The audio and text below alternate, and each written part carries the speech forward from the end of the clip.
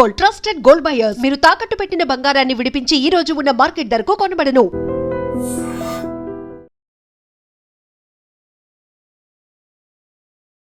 సంపాదన ముసుగులో పడి మనం ఏం కోల్పోతున్నామో ఒకే ఒక్క గ్రామం మనకి కళ్ళకు కట్టినట్లు చూపిస్తోంది.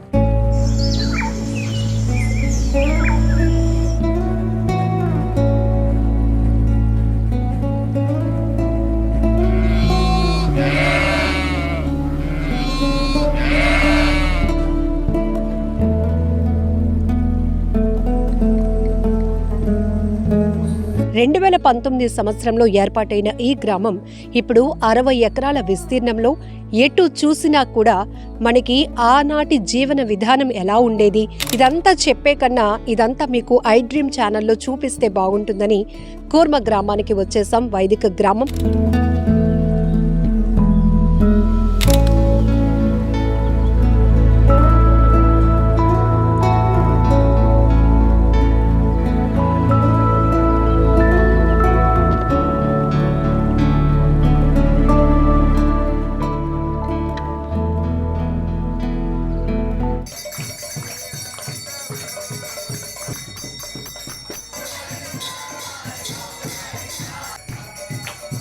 కరెంటుకి సంబంధించినవి ఏవి కూడా ఉపయోగించకుండా జీవించడం ఇక్కడ ప్రయత్నిస్తుంది కూర్మ గ్రామము. భోజనం వరకు వస్తే సాత్వికంగా జీవించడం అంటే సాత్విక ఆహారం భుజించడం అనేది ప్రధానం. ఇక్కడ ఉన్న కుటుంబాలందరూ కూడా ఒక్కొక్కరు ఒక్కొక్క పనికి డిస్ట్రిబ్యూట్ అయిపోయామన్నమాట. ఓకే అండి. ఇక్కడ ఒకటి మెయిన్ గా ఏంటంటే కరెన్సీ యూజ్ చేయం మేము ఇక్కడ. కూర్మ గ్రామంలో ఉన్న వాళ్ళలాగా మనం ఉండలేము అని అందరు కూడా ఇక్కడ వచ్చిన వాళ్ళు ఇంతకు ముందు పెద్ద జాబ్స్ చేసి ఇక్కడ ఉంటున్నారు కదా, మీకు పాములు లేకపోతే ఇక్కడ నుంచి క్రూర జంతువులు ఏం లేవా అడవులలో అని ఒకటి అడుగుతారు. మేమైతే వైరాగ్యం నుంచి ఇక్కడికి రాలేదు, ఒక నాలెడ్జ్ తీసుకొని వచ్చాం కాబట్టి వీ కెన్ స్టే హియర్ అని చెప్తున్నారు విత్ ఫ్యామిలీస్. ఏంటి ఆ డిఫరెన్సియేషన్? మంచి ప్రశ్న అండి. యాక్చువల్ గా బయట అందరూ అసత్యమే మాట్లాడుతున్నారు, ప్రతి నోరు మాట్లాడితే అబద్ధం మాట్లాడుతున్నారు, మేము బతకలేకపోతున్నామని ఎందరో కంప్లైంట్. ఇలాంటి సిచ్యువేషన్ లో మీరు ఇక్కడ ఇంత కనెక్ట్ అవుతున్నారు, నిత్యం భగవన్ నామస్మరణతో ఉంటారు. ఏంటి ప్రతి మనిషికి ఎందుకు ఆ స్పిరిచువల్ లైఫ్ ఉండాలి అంటారు? యాక్చువల్లీ ఈ క్వశ్చన్ అడిగినందుకు మీకు చాలా ధన్యవాదాలు. హరే కృష్ణ కృష్ణ కృష్ణ హరే హరే, హరే రామ రామ రామ హరే హరే. హరే రామ అనే ఒక మంత్ర జపంతోనే ఎందుకు అంత పవర్? కృష్ణుడు భగవద్గీతలో ఏం చెప్తున్నాడంటే, నిరంతరం ఒత్తిడి, ఉరుకుల పరుగుల జీవితం, సంపాదన సమస్యలు, ఈ యాంత్రిక జీవితంలో పడి మనిషి చాలా వాటిని కోల్పోతున్నాడు. ఏదో వెతుక్కోవాలి అనే ప్రయత్నంలో మళ్ళీ కొత్తదనాన్ని ఆస్వాదించాలి అనే కోరిక ప్రతి ఒక్కరిలో పెరుగుతోంది. అది ఒక రకంగా చెప్పాలంటే ఆనాటి జీవన విధానం ఏదైతే ఉందో అది కోరుకునే పరిస్థితికి మనిషి వచ్చేసాడు అంటే ఎన్ని పెనుమార్పులు. సాంకేతికంగా ఎంత ముందుకు దూసుకుపోతున్నా కూడా చాలా వరకు ఉపయోగకరంగా ఉన్న కొన్ని మాత్రం ఆ టెక్నాలజీ కావచ్చు, లేకపోతే ఆ స్పీడ్ యుగం ఏదైతే ఉందో దాని మాయలో పడి దాని పరుగులో పడి మనం చాలా కోల్పోతున్నాం. ఈవెన్ మన అనుబంధాలు కావచ్చు, ఆప్యాయతలు, ఇలాంటివన్నీ చాలా మిస్ అయిపోతూ ఉన్నాం. సంపాదన ముసుగులో పడి మనం ఏం కోల్పోతున్నామో ఒకే ఒక్క గ్రామం మనకి కళ్ళకు కట్టినట్లు చూపిస్తోంది. ఖచ్చితంగా చెప్పొచ్చు, ప్రతి మనిషి జీవితంలో ఆధ్యాత్మిక చింతన లేకపోతే గనుక ప్రశాంతమైన జీవితం అనేది మనకి ఎప్పుడు కూడా సాధ్యం కాదు అని చెప్పటమే ఈ కూర్మ గ్రామం యొక్క ప్రత్యేకత. శ్రీకాకుళం నుంచి సుమారు 50 కిలోమీటర్ల దూరంలో ఉన్న కూర్మ గ్రామం వైదిక గ్రామంగా పేరుగాంచింది, విరాజిల్లుతోంది. 2019 సంవత్సరంలో ఏర్పాటైన ఈ గ్రామం ఇప్పుడు 60 ఎకరాల విస్తీర్ణంలో ఎటు చూసినా కూడా మనకి ఆనాటి జీవన విధానం ఎలా ఉండేది, ఇప్పటికీ కూడా మనం అలా జీవించగలుగుతామా అనే ఒక ప్రశ్న మనకి సంధిస్తూనే ఇక్కడ మనం ఎంతసేపు వరకు ఉండగలుగుతాము అని చెప్పి ఒక టెస్ట్, ఒక పరీక్ష లాంటిది ఈ గ్రామం అని చెప్పొచ్చు. ఎందుకంటే ప్రతి ఒక్కరికి తెలుసు, ఒక పాత వస్తువు చూసినప్పుడు ఇది ఆనాటిది అంటాం. సో మన తాతలు ముత్తాతలు ఆ యుగం నాటి, ఆ కాలం నాటి పరిస్థితులు చూస్తే గనుక అప్పటికి ఇప్పటికీ పెను మార్పులు కూడా మనం చోటు చేసుకున్నాయి. ఆ వైపు మనం ఎంత పరుగులు పెడుతున్నామో చూస్తున్నాం. ఇదంతా చెప్పే కన్నా ఇదంతా మీకు ఐ డ్రీమ్ ఛానల్లో చూపిస్తే బాగుంటుందని కూర్మ గ్రామానికి వచ్చేసాం. వైదిక గ్రామం. ఇక్కడ జీవన శైలి ఎలా ఉంటుంది, మనం ఏం నేర్చుకోగలుగుతాం, ఆధ్యాత్మిక మార్గం అంటే అసలు ఏంటి, మనం ఉదయం లేచిన దగ్గర నుంచి ప్రతిదీ మనకు ఒక టార్గెటే. ఒక రకంగా చెప్పాలంటే ఆర్టిఫిషియల్ లైఫ్లో ఉన్నాము అనేది ఈ గ్రామం మనకు ఒక మెసేజ్ ఇస్తుంది. కాకపోతే ఇక్కడ ఎలా మనం ఉండగలుగుతామా లేదా అనేది పెద్ద ప్రశ్న. ఒకసారి కూర్మ గ్రామాన్ని మొత్తం మీకు చూపిస్తాను. ఇక్కడ ఉన్నటువంటి వాతావరణం ఒక్క రకంగా చెప్పాలంటే వస్తున్నప్పుడే మనసు ఎంత ప్రశాంతంగా ఉందంటే, చుట్టూ కొండలు, పచ్చని వాతావరణంలో అలా వస్తూ ఉంటే, ఇంకా చెప్పాలంటే రోడ్డు కనెక్టివిటీ కూడా అంతగా ఏమీ లేదు, కానీ ఇంకా వెళ్ళాలి అనేటటువంటి ఒక ఉత్సాహం మాత్రం వస్తుంది. ఎందుకంటే ఇప్పుడు ఉన్నటువంటి సిచ్యువేషన్లో ఈ కూర్మ గ్రామం ఒక అద్భుతంలా కనపడుతోంది ప్రతి ఒక్కరికి. చిన్న వాళ్ళేంటి, వయసులో ఉన్న వాళ్ళేంటి, పెద్దవాళ్ళేంటి, ప్రతి ఒక్కరూ అనేక రకాల సమస్యలతో, తీవ్ర ఒత్తిడితో ఇక్కడ ఉండి కాసేపు ప్రశాంతతను నింపుకొని వెళ్ళాలి అనేటటువంటి కోరికతో వస్తున్న వాళ్ళతో ఇప్పుడు ఈ కూర్మ గ్రామం చాలా ప్రాచుర్యంలోనికి వచ్చింది. ఇక్కడ ఉన్నటువంటి పరిస్థితుల్ని ఒక్కసారి గమనిద్దాం రండి. హరే కృష్ణ. హరే కృష్ణ. ఇక్కడ కూర్మ గ్రామం అనేటప్పటికీ ప్రతి ఒక్కరూ ఈ గజిబిజీ లైఫ్లో ఒక్కసారైనా అక్కడికి వెళ్ళి కొన్ని గంటల పాటు గడిపి రావాలి అనే ఒక ఆలోచన ప్రతి ఒక్కరిలో పుడుతుంది.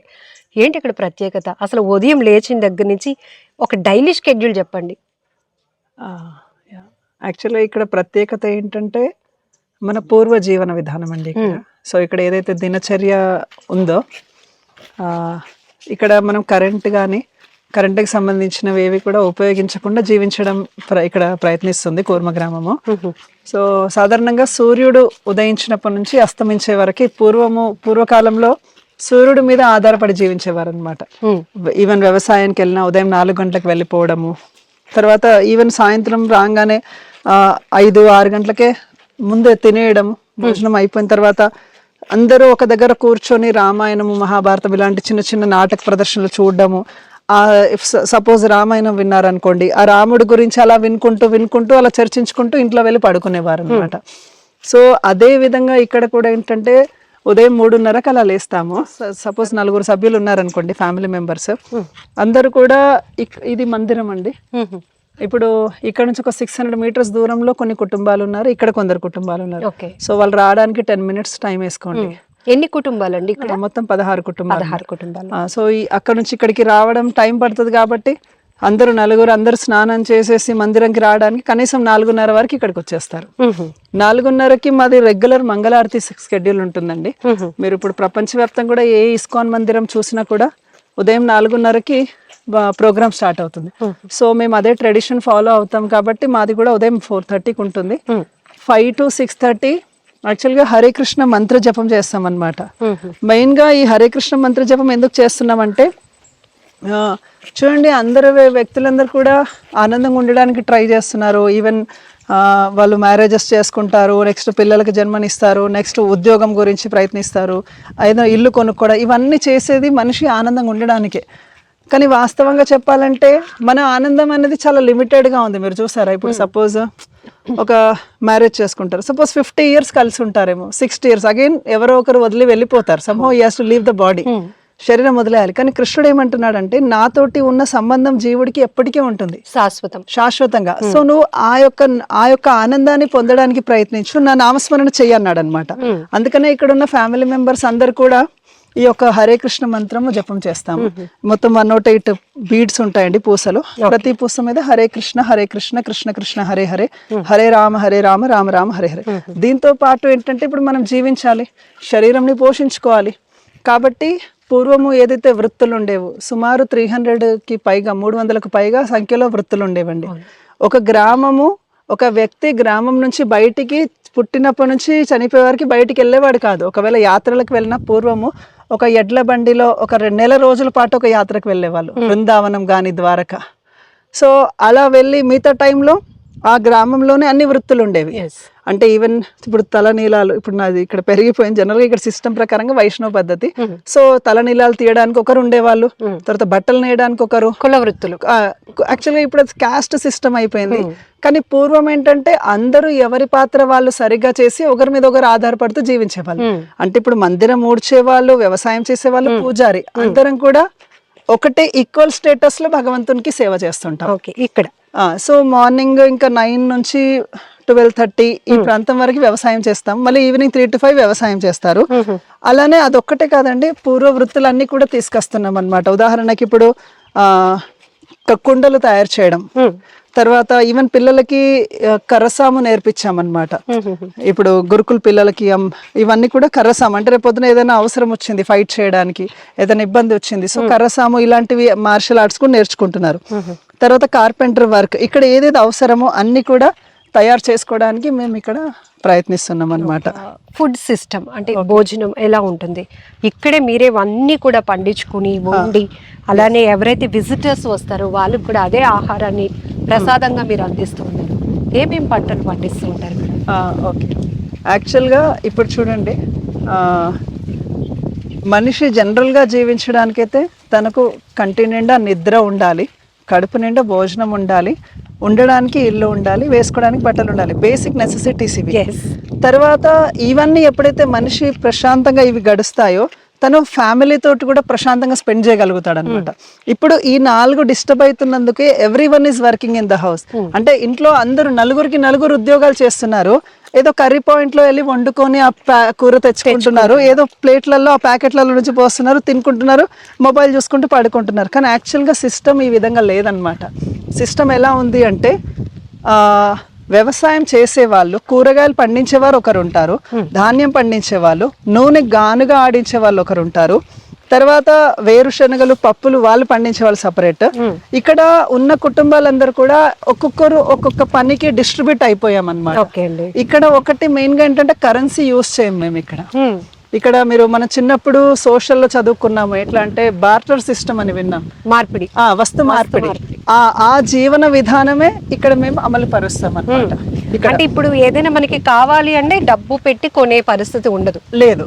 అంటే ఎలా అంటే ఫర్ ఎగ్జాంపుల్ ఇక్కడ ఉన్న 16 కుటుంబాలు ఎవరింట్లో వాళ్ళు ప్రత్యేకంగా కూరగాయలు పండించుకుంటారు సరిపోయినంత. సో కూరగాయలు పండిస్తుంటారు, ధాన్యం పండిస్తుంటారు కదా, అవన్నీ కూడా ఈక్వల్ గా డిస్ట్రిబ్యూట్ అయిపోతాయి. ఇక్కడ ఎవరైతే విజిటర్స్ వస్తారో ప్రతిరోజు అందరికి కూడా పూర్తి భోజన ప్రసాదం పెడతాము. ఇంకొకటి ఎవరైనా ఫ్యామిలీస్ ఇక్కడ స్టే చేయాలనుకుంటే కూడా మా నెంబర్ ఉంటుంది అనమాట, 7732075607. ఈ నెంబర్కి వాళ్ళు కాల్ చేస్తే వాళ్ళు ఒక 4 days ముందుగానే చెప్పినట్లయితే ఫ్యామిలీ స్టే చేయడానికి కూడా అవకాశం ఉందండి ఇక్కడ ఇలా. సో ఈవెన్ ఎవరైనా స్టూడెంట్స్, యాక్చువల్గా ఇది ఈ మధ్య స్టార్ట్ చేసాం. అంటే మొన్నటి వరకు ఇక్కడున్న 16 కుటుంబాల పిల్లలు, బాయ్స్కి గర్ల్స్కి గురుకులం ఉండేది, కానీ ఇప్పుడు బయట పిల్లలకి కూడా బాయ్స్ని తీసుకుంటున్నాము. సో వాళ్ళకు కూడా క్యాంప్స్ పెడుతున్నాం అన్నమాట. సో అది కూడా ఫ్రీ ఆఫ్ కాస్ట్ అండి, ప్రతి ఒక్కరికి కూడా మేము బయట పిల్లల్ని కూడా తీసుకుంటున్నాము. సో ఇది కూడా ఎవరైనా బాయ్స్ ఉంటే రికమెండ్ చేయొచ్చు మీరు. నో ప్లాస్టిక్, నో పొల్యూషన్, ఈ రెగ్యులర్ గా మేము వినే హార్న్ సౌండ్స్ లేవు, పెద్ద పెద్ద అపార్ట్మెంట్స్ లేవు, చక్కగా గాలి వేస్తోంది, నో ఏసీస్ నీడ్. సో ఇంత వాతావరణం 2019లో ఆలోచన ఎందుకు వచ్చింది? యాక్చువల్గా దీనికి ఎవరైతే ఫౌండర్ ఉన్నారో పరమ పూజ్య భక్తి వికాస స్వామి, సో మా గురువు గారు అనమాట. ఆయన గురువు ఎవరంటే భక్తి వేదాంత స్వామి శ్రీల ప్రభుపాద. ఎవరైతే ప్రభుపాద అంటే ఇస్కాన్ ఫౌండర్ ఆచార్య అండి. ఇప్పుడు all over the world ISKCON temples ఉన్నాయంటే మూల కారణము శ్రీల ప్రభుపాదే. ఆయన ఈ యొక్క జీవన విధానము మనిషి ఆరోగ్యకరంగా ఉండొచ్చు, తర్వాత ఆనందంగా కూడా ఉండొచ్చు. ఈ విషయము తెలుసుకొని ఈవెన్ ఇది భక్తికి కూడా చాలా అనుకూలిస్తుందండి. ఈవెన్ చాలా మనిషి జీవితానికి కనీసంగా కావాల్సినవేవో తెలుసుకున్న వాళ్ళు ఖచ్చితంగా ఆనందాన్ని ఇక్కడ అనుభవించగలుగుతారు. రైట్ అండి. ఎక్స్పెక్టేషన్స్ ఎప్పుడైతే ఉంటాయో ఆటోమేటికలీ మనకు ఉన్నదానికన్నా మోర్, ఇంకా కావాలి, ఇంకా సంపాదించాలి, ఇంకా పరుగు పెట్టాలి. సో అదంతా లేదు. అయితే ఒకటి అందరికి డౌట్ వస్తుందండి, కూర్మ గ్రామంలో ఉన్న వాళ్ళలాగా మనం ఉండలేము అని. అంటే అన్ని జీవితం మీద ఒక విరక్తితో ఇక్కడికి వస్తున్నారా, లేకపోతే ఒక ఆధ్యాత్మికంగా నడిచే మార్గం వైపు ఉన్న ఆలోచన కావచ్చు, జ్ఞానంతో ఇక్కడ ఉండగలుగుతున్నారా? ఓకే, యాక్చువల్గా జనరల్గా ఈ ప్రశ్న అడుగుతుంటారండి, మీరే కాదు జనరల్గా అడుగుతుంటారు. ఇక్కడ ఎవరు కూడా వైరాగ్యంతో అయితే రాలేదండి. మామూలుగా సిటీ లైఫ్ లో విరక్తి కలిగి అక్కడ జాబ్స్ చేయలేక అట్లేం రాలేరు. అందరు కూడా ఇక్కడ వచ్చిన వాళ్ళు ఇంతకు ముందు పెద్ద జాబ్స్ చేసి కొన్ని గంటలు పనిచేసి ఎక్కువ సాలరీస్ ఉన్న వాళ్ళు కూడా ఉండేవాళ్ళు. ఓకే. బట్ వాళ్ళు ఉద్యోగాలు వదిలేసి దే హ్యావ్ గివెన్ ఇట్లా లైఫ్స్ వాళ్ళ ఫ్యామిలీస్ తో డెడికేట్ చేశారంటే మనం కొందరు మన ఇప్పుడు ఇక్కడికి రావడానికి కొంచెం నాలెడ్జ్ కూడా అవసరం అండి, మినిమం. అంటే ఎలా అంటే కొంచెం ఏమంటారు, జనరల్ సెన్స్ ఉండాలి ఫ్యూచర్ గురించి. ఇప్పుడు మన భవిష్యత్ ఇప్పుడు చూస్తున్నాం బయట, ఫర్ ఇనిషియల్గా తీసుకోండి, అటు విడాకులే తీసుకోండి. అసలు జనరల్గా డైవర్స్ కేసెస్ ఇప్పుడు నేను చిన్నప్పుడు మా పేరెంట్స్ ఉన్నప్పుడు ఆ టైంలో నేను ఎప్పుడు ఎవరిది వినలేదు. అసలు డైవర్స్ అంటే మా రిలేషన్స్లో ఎవరు లేరు. కానీ ఇప్పుడు కామన్గా వింటూనే ఉన్నాం. ఇవి ఎక్కువ అవుతున్నాయంటే పీపుల్ ఆర్ నాట్ సాటిస్ఫైడ్ లేరు కాబట్టి దే వాంట్ న్యూ చేంజ్ అంటున్నారు. ఓకే, ఈ ఆధునికరణ సాటిస్ఫై చేయలేకపోతుంది మనిషి, అందుకే విడిపోతున్నారు. రెండోది ఈవెన్ ఆరోగ్యం కూడా చూస్తే నాకు కరెక్ట్గా 35 years ఇక్కడ వచ్చిన తర్వాత స్పెక్స్ వచ్చాయండి. అంటే ఐటీ జాబ్లో చేశాను, పాడైనాయి. ఓకే. కానీ ఇప్పుడు బై బర్త్ కూడా కళ్ళల్లో లోపాలు ఉన్న వాళ్ళు ఉన్నారు. అంటే బై బర్త్ కూడా వాళ్ళు సైట్ ఉండి ఒక 3 years 4 yearsకే స్పెక్స్ పెట్టేసుకుంటున్నారు. మరి ఏమైపోతుంది, మరి ఎక్కడ ప్రాబ్లం వస్తుంది? ఎందుకంటే ప్రకృతికి మనిషి ఏ విధంగా ప్రకృతి జీవించమని చెప్తుందో మనిషి ఆ విధంగా జీవించాలండి. అందుకే మనకు వేదాలు, పురాణాలు, ఉపనిషత్తులు ఉన్నాయి. వేదాస్లో ప్రతిదీ ఉందండి.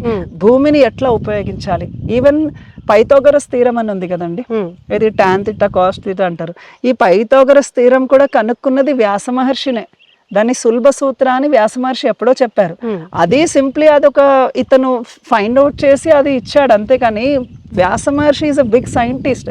ఇతను ఈ వ్యవసాయంకి ఎంత ఎకరంకి ఏ పంట వస్తుంది ఇవన్నీ కూడా ఇచ్చారు. ఇప్పుడు క్యాలిక్యులేషన్స్ అన్ని కూడా మనకి యాజ్ పర్ వేదాస్ ఉన్నాయి కాబట్టి ఇలా జీవిస్తే బెటర్ అండి. గాలి కొను వీక్ డేస్ లో, వీకెండ్స్ లో చాలా మంది విజిటర్స్ వస్తూ ఉంటారు కదా కోర్మ గ్రామానికి. వచ్చే ప్రతి ఒక్కరు ఇక్కడ ఉన్న నేచర్ ని, బ్యూటీని ఆస్వాదించడంతో పాటు వచ్చే ప్రతి ఒక్కరిలో కొన్ని ప్రశ్నలు ఉంటాయి. అవి మీ ముందు పెడుతూ ఉంటారు. ఏం చెప్తూ ఉంటారు జనరల్గా అడిగే ప్రశ్నలు ఏంటంటే, అసలు మీరు ఇట్లా అసలు ఇక్కడ ఉంటున్నారు కదా, మీకు పాములు లేకపోతే ఇక్కడ నుంచి క్రూర జంతువులు ఏం లేవా అడవులలో అని ఒకటి అడుగుతారు. రెండోది, మీకు ఆరోగ్య సమస్యలు వస్తే మీరు ఏం చేస్తారు అని అడుగుతుంటారు. రెగ్యులర్ క్వశ్చన్స్ ఇవన్నీ.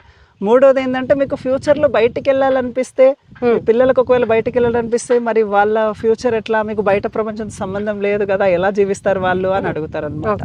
నాలుగోది ఏంటంటే, చీకట్లో కరెంట్ లేకుండా ఓన్లీ దీపాలతోటి లైఫ్ సరిపోతుందా, అలా బతకచ్చా అని డౌట్ ఉంటుంది. అందుకే కొందరు ఏం చేస్తుంటారు, రాత్రి స్టే చేయడానికి వస్తారు గెస్ట్లు, ఓన్లీ నైట్ స్టే చేయడానికి వచ్చి వెళ్తుంటారు అనమాట. అలాంటి వాళ్ళకి స్టే కూడా. ఇవి జనరల్ క్వశ్చన్స్. ఇక్కడ ఉండొచ్చా అని అడిగే వాళ్ళు ఉన్నారా? కొందరు ఇక్కడ జాయిన్ అవ్వచ్చా అని కూడా వచ్చారండి. అలా యూట్యూబ్ చూసి 2 families జాయిన్ అయ్యారండి. 2 years బ్యాక్ 2 families జాయిన్ అయ్యారు.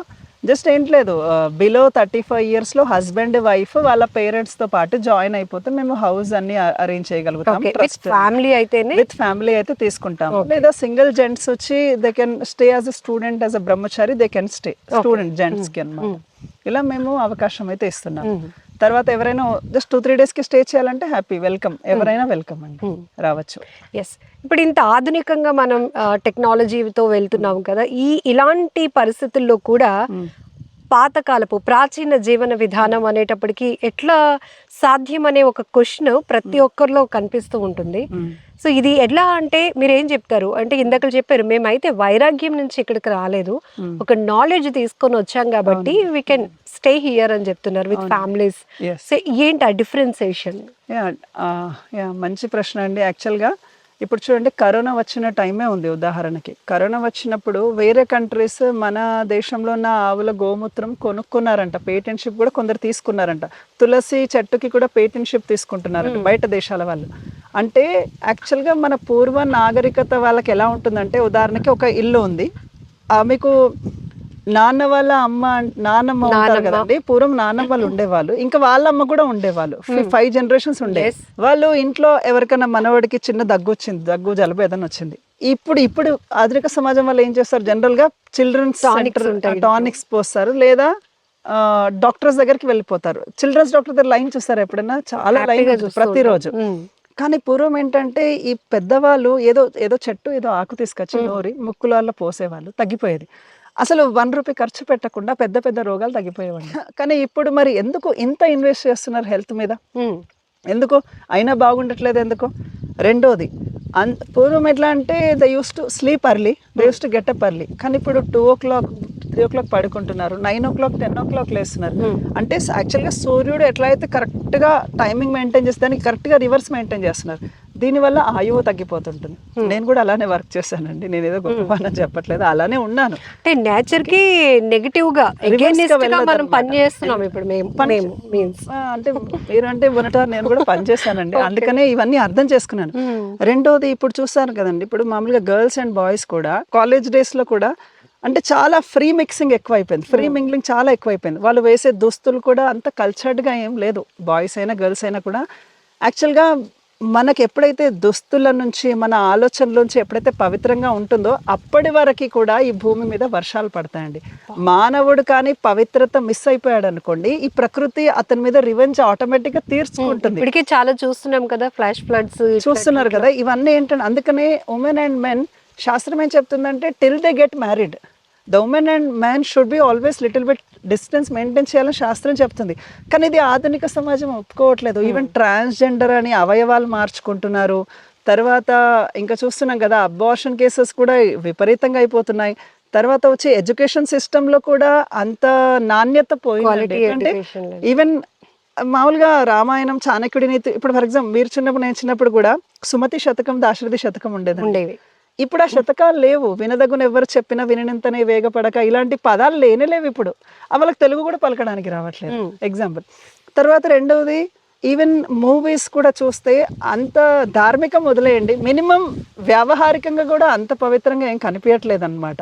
అంటే మనం చూసేవి సరిగా చూడట్లేదు, అంత ధార్మికంగా లేవు. వినేవి కూడా. ఇంకొకటి మనీ అర్నింగ్ అనేది, అంటే ఈజీ మనీ అర్నింగ్ ఎలా చేయాలి, కంఫర్ట్ గా ఎలా జీవించాలి, ఈ షార్ట్ కట్స్ లో వెళ్ళి చాలా మంది వెతుక్కునే వాళ్ళు చాలా మంది జీవితాలు కోల్పోతున్నారండి. యాక్చువల్ గా నేను చూసిన స్టాక్స్ లో పెడుతున్నారు, చాలా లాస్ అయిపోతున్నారు అనమాట. బెటర్ కొంచెం సింపుల్ గా జీవిస్తే బెస్ట్. ఇంకొకటి మా ఫ్రెండే ఉన్నాడండి, అంటే ఎనీవే వీడియో ఒకవేళ చూస్తే అనుకుంటుండొచ్చు తననే అని. కానీ జస్ట్ వాళ్ళ పాప తనకు క్యాన్సర్ వచ్చి జస్ట్ రీసెంట్గానే చనిపోయింది, 13-14 years పాప. తర్వాత 4-5 years అప్పుడే స్పెక్స్ వచ్చిన వాళ్ళు ఉన్నారు. తర్వాత వచ్చేసి ఏంటంటే చిన్న ఏజ్ లోనే లావ్ అయిపోయే వాళ్ళు కూడా ఉన్నారు. ఒబేసిటీ ప్రాబ్లమ్స్ వస్తున్నాయి. తర్వాత ఈవెన్ ఆడవాళ్ళకు ఎన్నో కొత్త జబ్బులు వచ్చేస్తున్నాయి. ఇవన్నిటికీ కారణం ఏంటి అసలు? ఒక్కటే అండి, మనం తినే ఆహారము, మనము మన యొక్క మెయింటైన్ చేసే టైం సైకిల్, ఇవి మిస్ అయిపోయినాయండి యాక్చువల్గా. రెండోది, మా దగ్గరికి ఇప్పుడు చెప్పాను కదా, స్టూడెంట్స్ చాలా మంది వస్తుంటారు మా దగ్గర, 1 week 2 weeks ఉండి వెళ్తుంటారు. వాళ్ళు ఒక్కటే ఫీడ్బ్యాక్ ఇస్తారు, బయట మొత్తం అసత్యం ప్రభుజీ మాతో అంటారు. బయట అందరూ అసత్యమే మాట్లాడుతున్నారు, ప్రతి నోరు మాట్లాడితే అబద్ధం మాట్లాడుతున్నారు, మేము బతకలేకపోతున్నామని ఎందరో కంప్లైంట్. ఇక్కడికి వచ్చి 2-3 months ఉండి వెళ్తుంటారు అనమాట. అంటే బయట అసలు ధర్మం అనేది లేదు, అసత్యమే ఆడుతున్నారు. ఇంత బయట వాళ్ళే ఫ్రస్ట్రేట్ అయిపోయి మాకు చెప్తున్నారు. సో ఇలాంటి ప్రపంచము ఉండే కన్నా కొంచెం మనం ఆలోచించాలి, అంటే అసలు ఎలా జీవిస్తే బెస్ట్, పిల్లల్ని ఎలా పెంచితే బెస్ట్ అని. అందుకనే నిపుణులు వీళ్ళతో హౌ టు గుడ్ పేరెంటింగ్ ఇవి నేర్చుకోవాల్సిన పరిస్థితికి వచ్చేసింది సిస్టమ్ అనేది. సో ఇక్కడ కూర్మ గ్రామంలో ఒక స్పిరిచువల్ లైఫ్ ని మీరు లీడ్ చేయడమే కాదు, సొసైటీకి ఎలాంటి స్పిరిచువల్ లైఫ్ అందించాలి అనే ఒక కాన్సెప్ట్ తో ఈ కూర్మ గ్రామం వెళ్తాం. జనరల్లీ చాలా మంది విజిటర్స్ వస్తుంటారు, మీరు చెప్పారు ఆల్రెడీ అడ్వాంటేజెస్ డిసడ్వాంటేజెస్ ఏంటి, అసలు మనిషి యొక్క లైఫ్ లో ఎన్ని చేంజెస్ ఎందుకు వస్తున్నాయి, క్రైమ్ రేట్ ఎందుకు పెరుగుతోంది, హ్యాబిటల్ గా కావచ్చు, ఆలోచన విధానం, ఆశ, ఇవన్నీ కూడా అన్ని రకాలుగా మనిషిని నిలబడనివ్వటం లేదు, పరుగులు పెట్టిస్తుంది. సో ఇలాంటి సిచ్యువేషన్లో మీరు ఇక్కడ ఇంత కనెక్ట్ అవుతున్నారు, అనిత్యం భగవన్ నామస్మరణతో ఉంటారు. ఏంటి ప్రతి మనిషికి ఎందుకు ఆ స్పిరిచువల్ లైఫ్ ఉండాలి అంటారు? భగవంతుడికి దగ్గరగా వెళ్ళటానికి ఏంటి వే? ఓకే యాక్చువల్లీ ఈ క్వశ్చన్ అడిగినందుకు మీకు చాలా ధన్యవాదాలు. ఇది one of the top most question. యాక్చువల్గా మనకు అండి, భగవద్గీత అనే పుస్తకం ఒక సైన్స్ అండి, అది మనకు పూర్తి విషయాన్ని తెలియజేస్తుంది. సో మెటీరియల్ వరల్డ్ గురించి, స్పిరిచువల్ వరల్డ్ గురించి. సో కృష్ణ భగవద్గీతలో ఏమంటున్నా అంటే, శ్రీకృష్ణుడు మనుష్యానం సహస్రేషు కశ్చిద్ యతతి సిద్ధయే యతతామపి సిద్ధానాం కశ్చిన్ మాం వేతి తత్వతః. అర్జున, 1,00,000 కొలది మనుషులలో సరైన జ్ఞానము ఏంటిది అని వెతికేవాడు ఒక్కడే ఒక్కడు ఉంటాడు, అలాంటి వ్యక్తి నన్ను తెలుసుకుంటాడు అని అన్నారు. రెండో విషయము, ఇప్పుడు బహునాం జన్మానాం అంతే జ్ఞానవాన్ మాం ప్రపద్యతే వాసుదేవ సర్వమితి సమహాత్మ సుదుర్లభ. యాక్చువల్గా మనము ఈ శరీరం కాదు, ఎందుకంటే ఈ శరీరం చూడండి పంచభూతాలతో తయారైందనమాట. మనం చూడొచ్చు, ఇప్పుడు ఫర్ ఎగ్జాంపుల్ ఈ స్కిన్ మీద ఇట్లా మనండి, మనకు మట్టి, నీరు, అగ్ని అన్నీ ఉంటాయన్నమాట. ఈ పంచభూతాలతోటి తయారైన ఈ శరీరం లోపల మనం కూర్చొని ఉన్నాం, ఆ జీవాత్మలం అనమాట, ఆత్మ. కానీ మరి ఈ ఆత్మ ఎక్కడి నుంచి వచ్చింది? ఇది భగవంతుడి లోకం నుంచి ఇక్కడికి రావడం జరిగింది. ఇక్కడికి వచ్చి ఈ శరీరంలో బంధింపబడింది. ఈ శరీరానికి ఏం ప్రాబ్లమ్స్? పుట్టడం, ముసలితనం, రోగాలు, మరణం. ఇవి దుఃఖాలు ఎప్పటికీ ఉంటాయండి. నిజంగా సైంటిస్టులు వీళ్ళందరూ దీని మీద ఫోకస్ చేయాలి. ఇప్పుడు మీకు బీటెక్ చదివితే అందులో ట్రిపుల్ ఈసీఈ అని ఉంటుంది కదండి, ECE branch, triple branch, computer branch అని ఉంటుంది. అలానే సోల్ బ్రాంచ్ అని ఒకటి పెట్టాలి. ఆత్మకి సంబంధించిన ఒక ఇంజనీరింగ్ సబ్జెక్ట్ ఉండాలి. ఎందుకంటే రియల్గా మనము ఆత్మ అన్న విషయం ఎవరికి తెలియట్లేదు. మనం జీవాత్మ యాక్చువల్గా, కానీ మనం ఈ శరీరంలో ఇరుక్కపోయాము. ఎప్పుడైతే మనము ఈ ఆత్మను తెలుసుకుంటామో రియల్గా మనం హ్యాపీగా ఉంటాం. అర్థమవుతుంది కదా? మమ్మల్ని చాలా మంది అడుగుతారు, మీకు కరెంట్ లేదు, ఫోన్స్ లేదు, టీవీ లేదు, మీరు ఎట్లా హ్యాపీగా ఉంటారు ఇక్కడ, బోర్ అనిపించదా అంటే, యాక్చువల్లీ హ్యాపీనెస్ అనేది ఆత్మకి మీరు హ్యాపీనెస్ ఇస్తే, we created this all things. మనకి జీవం పోసినప్పుడు వచ్చినవన్నీ కావు ఇవి. రైట్. మనం టెక్నాలజీని ఇంక్రీజ్ చేసుకొని డెవలప్ చేసుకొని సృష్టించుకున్నవి. అవును. We should avoid. మనం అవాయిడ్ చేసుకోవాలి అనుకుంటే చేసుకోవచ్చు అని మీరు అంటారు. అంటే యాక్చువల్లీ రియల్ హ్యాపీనెస్ అనేది మన స్పిరిచువల్ నాలెడ్జ్ ఎప్పుడైతే తీసుకుంటాం కదండి, రియల్గా మనం హ్యాపీగా ఉండగలుగుతాం. అందుకే మీరు చూడండి, స్పిరిచువల్ నాలెడ్జ్ ఉన్న వాళ్ళు అంత ఎక్కువ యాంగ్జైటీకి గురికారు దేనికి కూడా. అంత మెటీరియల్గా థింగ్స్ లేకున్నా కూడా వాళ్ళు రిలాక్స్డ్గా ఉంటారనమాట, అంత డిస్టర్బ్డ్ కారు. ఇప్పుడు చాలా వ్యాలిడ్ చెప్పారు. కోపం, క్షణికావేశం, ఈ రెండు మనిషిని ఓవర్కమ్ చేసే స్థాయికి వెళ్ళిపోయాయి. ఇది ఎలా మనం కంట్రోల్ చేసుకోవచ్చా? దీనికి ఏమైనా మెడిసిన్ ఉంటుందా అని డాక్టర్ని అడగగలం. బట్ ఇలాంటి వైదిక గ్రామానికి వచ్చి ఇది భగవన్ నామస్మరణతో సాధ్యమేనా అని మాత్రమే మేము అడగగలుగుతాం. Yes, correct Mataji. ఇది యాక్చువల్గా హరేర్ నామ హరేర్ నామైవ కేవలం కలౌ నాస్తియేవ గతిరన్యథ. కలియుగం వాళ్ళ గురించి ఉపనిషత్తు ఉన్నదన్నమాట, కలి సంతరణ ఉపనిషత్తు. ఈ కలియుగంలో జనుల యొక్క క్వాలిటీస్ ఏంటి అంటే, వాళ్ళకు అల్పాయుష్ ఉంటుంది, అల్ప బుద్ధి ఉంటుంది, మెమరీ పవర్ తక్కువ ఉంటుంది, తర్వాత వచ్చి ఎప్పుడు కలతల్లో ఉంటారు. అంటే ఆల్వేస్ దే ఆర్ ఎన్వియస్, అంటే ఫైటింగ్ చేసుకుంటూ ఉంటారు. ఏదో చిన్న, ఫర్ ఎగ్జాంపుల్ మీరు చూడండి, రోడ్ మీద వెళ్ళండి, బై మిస్టేక్ మన బైక్ ఎవరికైనా అంటే ఎందుకు ఇంత టాలరెన్స్ లెవెల్ తగ్గిపోయిందంటే, సాధారణంగా కలియుగ జనులు కలహపరులు అండి. ఈవెన్ నేనైనా ఇదే కాబట్టి కలహపరునే ఉంటాను. కానీ ఒకటే ఉపాయం అంట, హరినామం. అందుకే డైలీ 10 minutes ఏనండి, ప్రతి ఒక్కరు కూడా జస్ట్ 10 minutes ఈ ప్రాసెస్ చేస్తే చాలండి. ఇప్పుడు చూడండి, మొత్తము ఇది జపమాల ఉంటుంది. ఇది టోటల్ 108 పూసలు ఉంటాయి. ఓకే, 108 సార్లు హరే కృష్ణ కృష్ణ కృష్ణ హరే హరే, హరే రామ రామ రామ హరే హరే. ఈ మంత్రము 108 సార్లు ఎవరైతే జపం చేస్తారు కదా, భగవంతుడు వాళ్ళని కంట్రోల్ చేస్తారు. వాళ్ళకు కోపం వచ్చేటప్పుడు కూడా వాళ్ళకి అర్థమవుతుంది, ఓ కోపం నేను ఈ టైంలో రియాక్ట్ అవ్వాలా వద్దా అని తెలుసు. ఎందుకంటే కోపం లేకుండా మనిషి ఉండలేడు. ఉదాహరణకి హనుమంతుడికి కూడా కోపం ఉంది, కానీ ఎప్పుడు కోపం ప్రదర్శించాడు? అది అధర్మానికి ఇబ్బంది అయినప్పుడు ఆయన కోపం ప్రదర్శించాడు. కానీ ఆ ఊరికే ఇట్లా రోడ్డు మీద వెళ్తూ వాడిని తిట్టడం, వీడిని తిట్టడం కాదు. అర్థమవుతుంది కదండి? దానికి కూడా ఒక సార్థకత, ఒక అర్థం ఉండాలన్నమాట. ఏ సమయంలో కోపం రావాలి, ఏ సమయంలో కోపం రావద్దు. దీన్ని ఏంటంటే ఆత్మ ఇంద్రియ నిగ్రహం ఉన్న వ్యక్తి ఇది చేస్తాడనమాట.